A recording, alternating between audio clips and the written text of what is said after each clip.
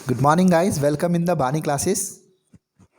आज हम 12th class की बुक फ्लेमिंगो की 6th poem aunt Jennifer's tigers पढ़ेंगे। एड्रीने रिच ने इस पोएम को लिखा है। ये यूएसए के मैरीलैंड के बाल्टीमोर में पैदा हुई थी और ये महिला अपने समकालीन महिला मूवमेंट में बहुत इनका ज़्यादा इन्वॉल्वमेंट रहा है और इन्होंने अपने काम के जरिए रेसिज्म और मिलिट्रिज्म का पुरजोर विरोध किया है। आप इस पोएम को जब पढ़ेंगे हम लोग तो हम देखेंगे कि इसके काम में भी कितना समाज की कौन कौन सी कंस्टेंट्स हैं जो ये दर्शाती हैं और ख़ास करके मैरिड लाइफ वुमन की उसको कैसा अनुभव होता है। तो चलो स्टार्ट करते हैं हमारी aunt Jennifer's tigers.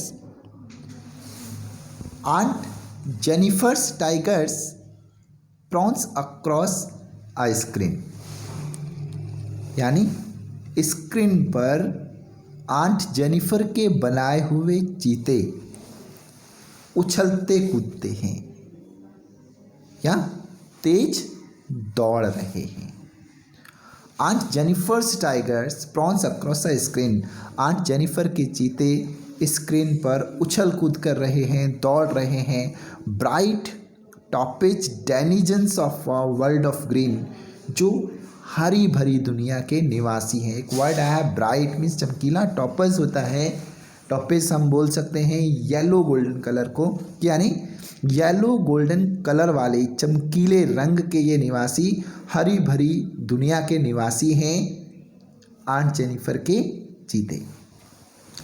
They do not feel the man beneath the tree, वो पेड़ के नीचे खड़े इंसान से उन्हें डर नहीं लगता है, वो नहीं डरते हैं।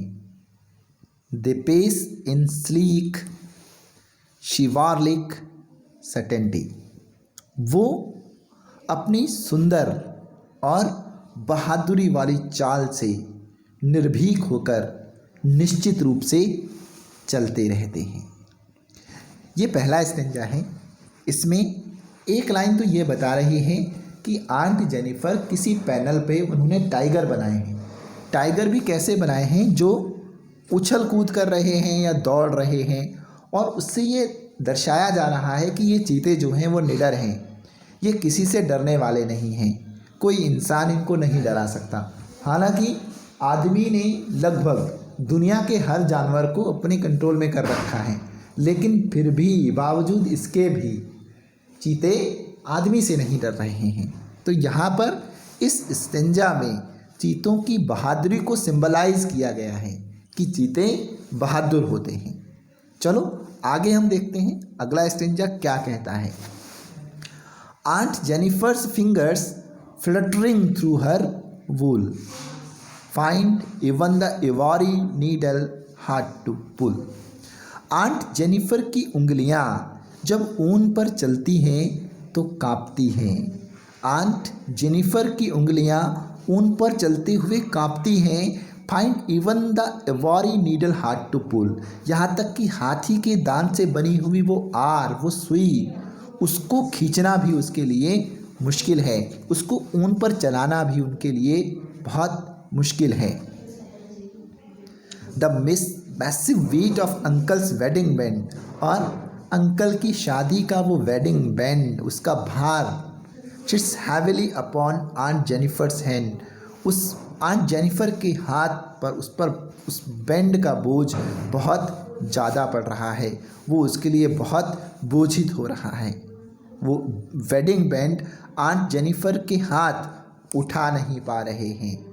अब देखो, जैसा कि स्टेंजा 1 में हमने पढ़ा कि आंट जेनिफर के चीतों के बारे में बताया गया था, वो निडर हैं, वो किसी से नहीं डरते, लेकिन यहाँ पर आंट जेनिफर की उंगलियाँ काँप रही हैं।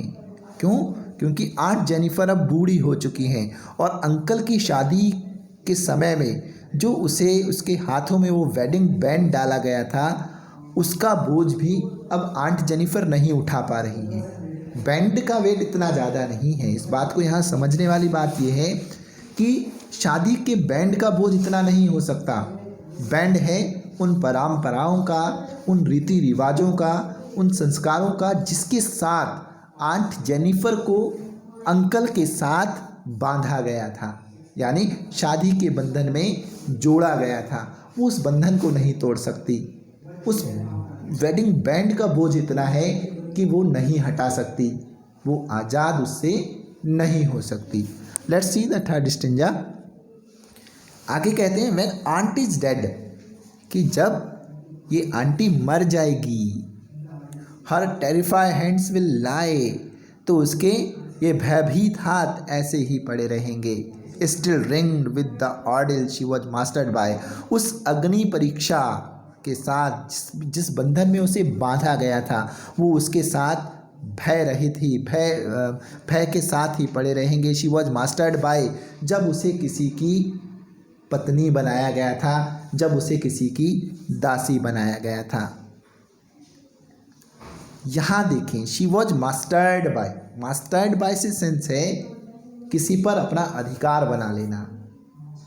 मास्टर्ड बाय, मास्टर होता है स्वामी, मास्टर्ड बाय जब किसी ने उसको अपना बना लिया, किसी ने अधिकार के साथ उस पर अपना कब्जा कर लिया।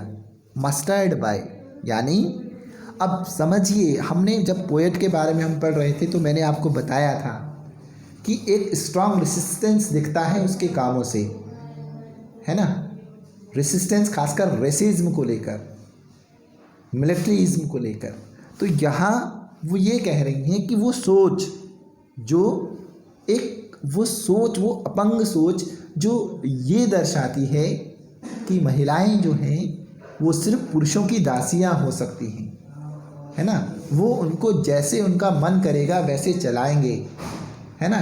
जैसे टाइगर के जैसे सर्कस के चीतों को नचाया जाता है वैसे ही वो उनको नचाएंगे अपने इशारों पर। तो यहाँ वो कह रहे हैं कि जब आंटी ये मर जाएगी तब भी उसके ये भय वाले हाथ उसी अग्नि परीक्षा जिससे गुजर कर वो किसी की दासी हो गई थी, वो तब भी वैसे ही पड़े रहेंगे। The tigers in the panel, और पैनल पे बनाए हुए उसके चीते, दैट शी मेड जिसको उसने बनाया था, विल गो ऑन प्राउंसिंग, वो उछल कूद करते रहेंगे, भागते रहेंगे, प्राउड गर्व के साथ दौड़ते रहेंगे, अनअफ्रेड उन्हें किसी का भी डर नहीं होगा। अब यहाँ पर इस पोयम में जो कंपैरिजन है वो दो लाइफ्स का कंपैरिजन है। एक आंट जेनिफर की लाइफ का कंपैरिजन है जिसमें वो किसी की दासी है, वो किसी की पत्नी है, और पत्नी के उस पत्नी होने का मतलब ये नहीं है कि उसके एक्सपीरियंसेस बेटर हों। यहाँ पर सेंस है कि जब मैन अपनी फोर्स को वुमन पर अप्लाई करे, उससे सेंस है कि जहाँ पुरुष स्त्रियों का फ़ायदा उठाएं, उनका शोषण करें, उन पर दबाव बनाएं, तो उसके अगेंस्ट है ये उसमें लिखा है कि वो उसका जीवन है वो बंधा हुआ है। आंट जेनिफर का जीवन आज़ाद नहीं है, आंट जेनिफर एक बंधन में बंधी हुई है। लेकिन दूसरी तरफ बात कर रहे हैं किसकी? टाइगर्स की। टाइगर्स कैसे हैं? बंधे हुए नहीं हैं, आज़ाद हैं। चाहे इंसान पेड़ के नीचे भी खड़ा हो उनको कोई फ़र्क नहीं पड़ता, इंसानों को उनको डर ही नहीं है। लेकिन आंट जेनिफर को डर है। तो अब यहाँ से अगर हम इस पोएम को कनेक्ट करें तो कनेक्ट करने वाली बात ये है कि आंट जेनिफर को भी उन चीतों जैसा आज़ाद जीवन चाहिए जहाँ उसे किसी बात का डर ना हो। लेकिन ऐसा पॉसिबल नहीं है क्योंकि अब वो बहुत बूढ़ी हो चुकी हैं। आई होप आपको ये पोएम पसंद आई होगी। अगर आपको ये पोएम पसंद आई है तो आप हमारे इस पोएम को लाइक ज़रूर करें, कमेंट भी करें और सब्सक्राइब करना तो ना भूलें। Thank you.